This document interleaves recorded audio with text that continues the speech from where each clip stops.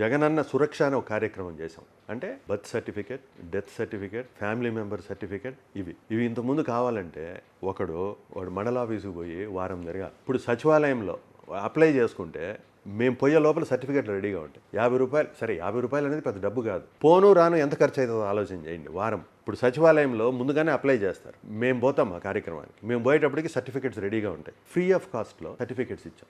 వందలు వేలు, సరే అది ఎంత కాస్ట్ అవుతుంది అనేది తర్వాత సంగతి. ఎంత కన్వీనియన్స్ ఉన్నింది, ఎంత అనుకూలం ఉన్నింది అనేది ఒకటి. జగనన్న ఆరోగ్య సురక్ష చేశాం. ప్రతి సచివాలయంలో మెడికల్ క్యాంప్ పెట్టాం. ఇది బయోమెట్రిక్.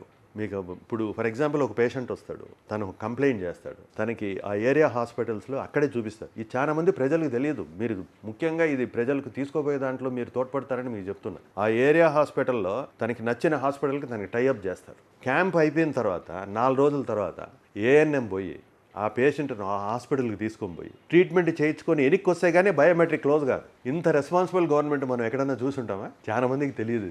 మేము కింద అట్టడుగు గ్రౌండ్ లెవెల్లో మేము పనిచేస్తాం కాబట్టి ప్రభుత్వం ఏ పద్ధతిలో పనిచేస్తుంది అనేది మేము విరివిగా చెప్పగలం. వాస్తవంగా ఇంత గ్రౌండ్ లెవెల్, ఇంత కింది లెవెల్కి పోయి పనిచేసే ప్రభుత్వం గతంలో లేదు, భవిష్యత్తులో రాదు. అది జగన్ గారికే సాధ్యం.